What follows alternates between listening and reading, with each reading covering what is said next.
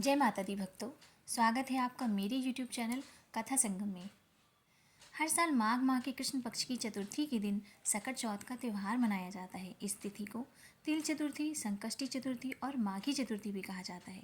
इस साल सकट चौथ का व्रत 6 जनवरी को यानी कि आज रखा जा रहा है।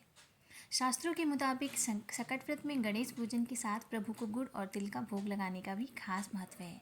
इससे दुखों का अंत होता है और जीवन में सकारात्मकता आती है। महिलाएं इस दिन व्रत रखकर संतान की दीर्घायु का वरदान मांगती हैं। इस दिन निर्जला व्रत महिलाएं रखती हैं, लेकिन ये उपवास बिना व्रत कथा को पढ़े अधूरा ही माना जाता है। तो आइए जानते हैं इस व्रत कथा के बारे में। एक साहूकार और एक साहूकारनी थे। वह धर्म पुण्य को नहीं मानते थे। इसके कारण उनके कोई बच्चा नहीं था।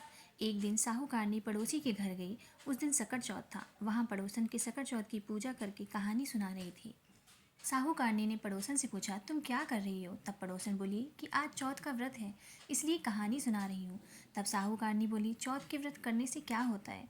तब पड़ोसन बोली, इसे करने से अन्न, धन, सुहाग, पुत्र सब मिलता है। तब साहूकारनी ने कहा, यदि मेरा गर्भ रह जाए तो मैं 1.25 सेर तिलकुट करूँगी और चौथ का व्रत करूँगी। श्री गणेश भगवान की कृपा से साहूकारनी के गर्भ रह गया तो वह बोली कि मेरे लड़का हो जाए तो मैं 2.5 सेर तिलकुट करूँगी।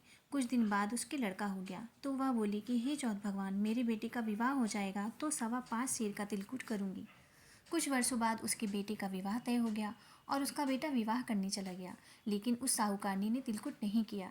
इस कारण से चौथ देव क्रोधित हो गए और उन्होंने फेरों से उसके बेटे को उठाकर पीपल के पेड़ पर बिठा दिया। सभी वर को खोजने लगे पर वो नहीं मिला।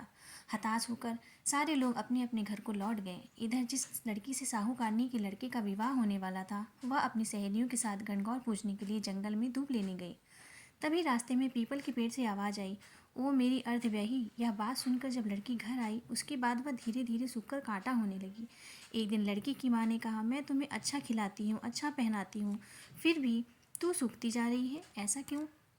तब लड़की अपनी माँ से बोली कि वह जब भी दूब लेने जंगल जाती है तो पीपल के पेड़ से एक आदमी बोलता है कि ओ मेरी अर्धव्याही। उसने मेहंदी लगा रखी है और सेहरा भी बांध रखा है। तब उसकी माँ ने पीपल के पेड़ के पास जाकर देखा, क्या तो उसका जमाई ही है। तब उसकी माँ ने जमाई से कहा, यहाँ क्यों बैठे हो? मेरी बेटी तो अर्धव्याही कर दी, अब क्या लोगी? साहूकारनी का बेटा बोला, मेरी माँ ने चौथ का तिलकुट बोला था लेकिन नहीं किया, इसलिए चौथ माता ने नाराज होकर यहाँ बिठा दिया। यह सुनकर उस लड़की की माँ साहूकारनी के घर गई और उसने पूछा कि तुमने सकट चौथ का कुछ बोला है क्या? तब साहूकारनी बोली, तिलकुट बोला था। उसके बाद साहूकारनी बोली, मेरा बेटा घर आ जाए तो 2.5 मन का तिलकुट करूँगी। इससे श्री गणेश भगवान प्रसन्न हो गए और उसके बेटे को फेरों में लाकर बिठा दिया।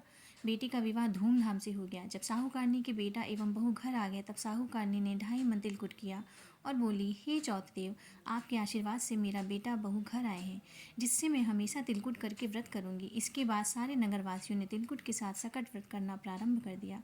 हे सकट चौथ, जिस तरह साहूकारनी के बेटे बहू से मिलवाया वैसे ही हम सबको मिलवाना। इस कथा को कहने सुनने वालों का भला करना। श्री गणेश देव की जय।